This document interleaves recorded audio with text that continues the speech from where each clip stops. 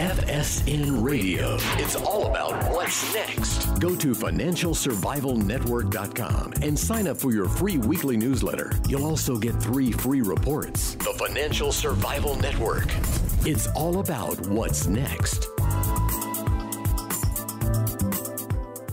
Welcome. You are listening to the Financial Survival Network. I'm Kerry Lutz, and today is March 14th, 2017. Well, you've been watching anything what's going on here. You see that what's coming into the limelight is the deep state. And perhaps they're the people that really run things, or perhaps they're the people who've been allowed to run things, or perhaps it's been a partnership. We don't really know that for sure, but got Daniel Greenfield on with me now. Daniel, your blog, sultankanish.blogspot.com, one of my favorite sites, been reading it for years. Thanks for coming on. Thank you so much for having me on again. Hey, so looks like the deep state really is very anti-Trump. I guess we're really prime supporters of Hillary Clinton, and they're not happy with the outcome of the election, are they? Oh, they are most certainly not, because they tend to think that they're the ones who are actually running the country, and elections come and go, but the government endures, and certainly Obama's people, he put in a whole lot of people into the system, and those people are not about to turn over the government just because there's been a Democratic election. Mm-hmm. So we see it really kind of looks like a war going on between these people. I mean, we saw massive CIA disclosures that seem to impact directly on the techniques they use and the way that they tap into anybody's phone, smartphone, computer, tablet at will. And now they're being exposed. What do you think is going to be the outcome here? Well, it's bigger, really. When we talk about the deep state, we're really talking about the entire government. So we have the elected officials, we have the people who run for public office, and, to most people, that is the government. But long since we have a huge, vast government of just unelected officials. Some are political appointees. These are the people that President Trump, that Attorney General Sessions are now trying to slowly get out of the government. These are just political appointees. We've seen some of them being asked to leave at the State Department, at the Justice Department. But really beyond them, there is just this huge organization of the government itself. And these are the people who effectively make policy, because, again, people tend to think Congress passes a bill, the president signs it, and now that's it. That's how it's going to be. In practice, there's, again, this very huge bureaucracy, and they actually decide how anything gets implemented. And these people very much do have agendas. So when we saw things like the IRS, targeting of Tea Party and conservative groups, these were people within the IRS, within the government, who were doing things because they had their own agendas. They were very much opposed to anybody who wanted to cut back government, and President Trump is coming in. He's talking about cutting back the government. You have his latest executive order, which calls for possibly removing entire agencies that are considered redundant or that are not considered productive. So this, even beyond the whole Obama angle, scares quite a few of these people, these lifelong bureaucrats, and they form a kind of deep state that is just permanently committed to maintaining unelected power. Yeah, so we saw the first thing that Secretary of State Rex Tillerson did when he took office was he went to the 7th floor of the State Department building, which, according to interviews with the FBI, disclosures that were made, is where the deep state resided, and he fired everybody on the 7th floor. You think this is going to be happening more and more throughout the government? I think it needs to happen. We're seeing some of that now with the Justice Department, and of course they're throwing a fit over removal of politically appointed prosecutors. This really needs to happen across the government, because we've had the kind of dysfunctional government that we've had under Republican administrations and Democrat administrations. Really, nothing seems to change, because the real power resides with these unelected officials who are there, as far as they're concerned, for life, and who think that they actually run the country. So it's a good start, but there just needs to be a pervasive house cleaning. Yeah. So one of the people who was fired, one of the U.S. attorneys, the one referring to Preet Bharara, who is the U.S. attorney for the Southern District of New York, just a few weeks ago, Trump seemed like he was going to be keeping him. And now, 2 weeks later, he's gone. Do you think Trump came to his senses, or Jeff Sessions did? Or because this guy had wrongfully prosecuted Dinesh D'Souza and really went after him. I mean, he wanted serious jail time for what really was a minor campaign finance discretion. No Wall Street guy responsible for the crash and for the massive fraud that took place ever was prosecuted. I mean, he's been covering up and he was Chuck Schumer's chief of staff before becoming U.S. attorney. So you think it was a good move? As far as I'm concerned, good riddance. There certainly been plenty of Republicans supporting his prosecution of top Democrats. He was working his way up to Cuomo and Bill de Blasio, but at the other side, he was doing this basically because he wanted to become governor or mayor. He still might be able to manage to do that. His tactics have been very ugly. They've been very dubious at best. He relied heavily on intimidation, and really he was just doing these very politically motivated prosecutions, which is really at odds with how our entire justice system is supposed to work. So yes, he went after some Democrats. He went after Dinesh D'Souza. He had really weird agendas. He apparently hated Indian Americans and people from India. He caused a diplomatic incident with India, actually, over one of those things.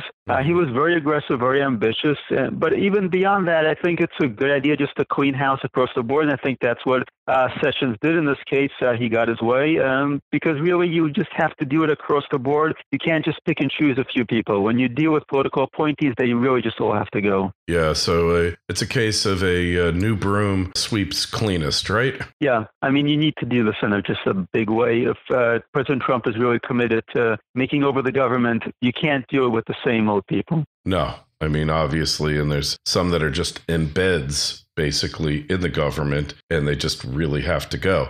So what about his announcement yesterday of totally revamping the executive part of the government? A long time in coming, isn't it? Yeah, I think it's fantastic. I think the potential there is really big because it actually talks about eliminating unnecessary agencies. It puts Mick Mulvaney, who was a conservative congressman, in charge of, now he's the director of the OMB, in charge of just developing a plan for dramatically revamping the federal government. So the ball is in his court. We're going to see that report, and that report could be the biggest thing to happen to government in decades. Yeah, well, you think about the waste that takes place and the inefficiency, and not just the waste, but the damage to the real economy. And we're not just even talking about the last administration. This is a collective thing going back really, arguably, I guess you could say since LBJ, but perhaps even further than that, going back to FDR. So somebody's got to clean house. And if he does his job right, there's going to be a lot of vacant office space in the District of Columbia, isn't there? Well, I hope so. So one of the ridiculous things about the federal government is just how hard it is to fire individual federal government employees. There, especially in places like the State Department, for example. So you have people who have committed serious crimes who just courts found could not be fired because there's a specific process for it. But if you just eliminate entire departments, entire agencies, entire sections, you can have a really clean sweep. Yeah, well, I learned this in local government in New York State, that you couldn't just fire somebody. They had due process rights and everything else. But the local government, the municipal government, could simply eliminate a position. They could just vote to eliminate it or positions. And then that was the end of it. They really had no recourse through civil service because it was an executive decision, and the whole fiction of the courts not interfering with the executive in the execution of their duties actually is somewhat respected when it comes to that one tenet. So if Trump decides, you know what, the Department of Poor or Miseducation really shouldn't be the way it is anymore. I don't like the fact it's scattered around 18 buildings. I'm going to have it on one floor in one building next to the Department of Sanitation in Washington, D.C. He can do it, right? He can, and that's really where he can make the most impact. Yeah, so, and really, it's not an abuse of his power either, is it? It's absolutely not, though. At this point, we have a ridiculous setup where you have just politically motivated judges who decide that what's a traditional use of a president's power, such as, for example, with immigration, is now illegitimate. So yeah, anybody's guess, I guess. But eventually it's going to get to the Supreme Court if if it does, I mean, reorganization of the executive branch, I don't see the courts interceding there. But then again, like you say, these courts are sticking their nose where they don't belong. I mean, under Obama, supposedly they were reading their rights to prisoners of war who were captured on the battlefield in Afghanistan and Iraq. So if they could do that, what aren't they capable of? Just about anything, but this administration knew from day one they was going to have to fight. Maybe some people were taken by surprise, taken aback at just how hard they have to fight, but they're going to have to fight for every single policy because the Democrats will have to have made it clear they're going to fight every single thing. Yeah, well, if Trump is anything, he's a fighter, right? Yeah. So what do you judge as odds of success in as far as reorganization of the way the government functions? If you were a betting man, Daniel. I think they could be quite good. He does have some good people in, but it's just a question of commitment, just a question of buckling down and getting it done. The left strategy is to just bog him down in as many crises as possible, to create as much chaos as possible so that nothing gets done. So really, it's going to be a question of ignoring a lot of the distractions, just powering on through. Yeah, I think you're right. So if people want to find out more about you, where's the best place to go, Daniel? Well, the easiest way is just to Google Daniel Greenfield. I'm a showman journalism fellow, so I'm published regularly by Front Page Magazine at frontpagemag.com and just about all over, really. So all right. Quick Google will... Yeah, and not to mention your blog, sultankanish.blogspot.com, which is where I always find you. Hey, really appreciate you taking time out to come on and talk with us, Daniel, and good luck. We will talk to you again soon. So thanks for having me on again, and I appreciate the opportunity to discuss this with your listeners. FSN Radio. It's all about what's next. Go to financialsurvivalnetwork.com and sign up for your free weekly newsletter. You'll also get 3 free reports. The Financial Survival Network. It's all about what's next.